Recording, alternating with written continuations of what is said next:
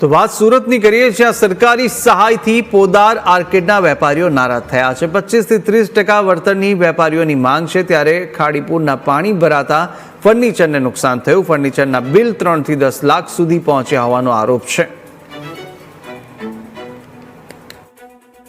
સુરતમાં જે પ્રકારે ખાડીપુરની પરિસ્થિતિનું નિર્માણ થયું હતું અને પોદાર માર્કેટની 250 જેટલી દુકાનો છે તે પાણીની અંદર ગરકાવ થઈ હતી, ત્યારે હાલ રાજ્ય સરકારે એક જે સહાય પેકેજ જાહેર કર્યું છે। વેપારીઓને 1 લાખની જે સહાય પાકી દુકાન છે તેમને મળવાની જે જાહેરાત કરાઈ છે। વેપારીઓ સાથે વાત કરીશું।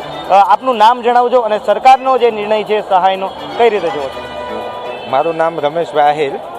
સરકારનો જે નિર્ણય છે તે ખૂબ સારો છે, પણ વેપારીઓને ઘણું બધું નુકસાન થયેલું છે। હવે લાખ રૂપિયાની સહાયની અંદર તો વેપારીઓનું કેવી રીતના પેલું થશે?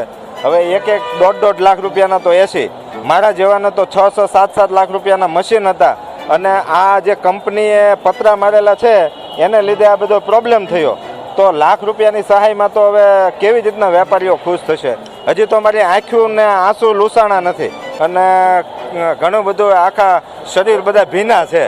સરકારના રાહત પેકેજથી અમે લોકો બિલકુલ ખુશ નથી। પછી તો જે આપે અમારા માટે આવકારીએ છે। ફૂલ નહીં તો ફૂલની પાકડી હકીકત આવેલી છે અમારા પાસે, હજુ સુધી અમારા પાસે પહોંચે। એ સિવાય અમે ફર્નિચર આજે કરાવીએ છીએ તો 10 થી 12 લાખ રૂપિયાનું ફર્નિચર છે। પછી લોનના પણ અમુક ક્રાઇટેરિયા છે, જે હજુ અમને મળવા પાત્ર છે કે નહીં, અમે ત્યાં જઈએ ત્યારે જ ખબર પડશે। તો એવું છે કે સહાયનું પેકેજ માટે એવું લોકો કહે કે જીએસટીના બધા ક્રાઇટેરિયા છે, તો પોદારની અંદર 70% 60% વેપારી એવા છે કે જે એસેસરી લઈને ખાલી બેઠા છે, રિપેરિંગ લઈને બેઠા છે, કવર ગ્લાસ છે રિપેરિંગ કરીને બેઠા, એને જીએસટી હોય જ નહીં, એના મહેનત કરે છે, સર્વિસ છે ખાલી ઓનલી એની। તો એ લોકો માટે કોઈ સહાય છે જ નહીં એવું કહી શકીએ, અને એ જ લોકોને વધારે માર છે। આજે જે આપણે કહીએ ને કે મિડલ ક્લાસ લોકો છે એને જ તકલીફ છે।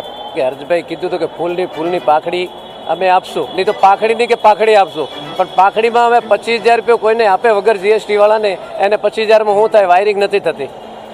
ઓછામાં ઓછો 5 લાખનો સહાય આપી હોય તો કોઈને પબ્લિકને ફર્નિચરે થાય કે અંદરનું દુકાનનું કામકાજ ચાલુ થઈ જાય।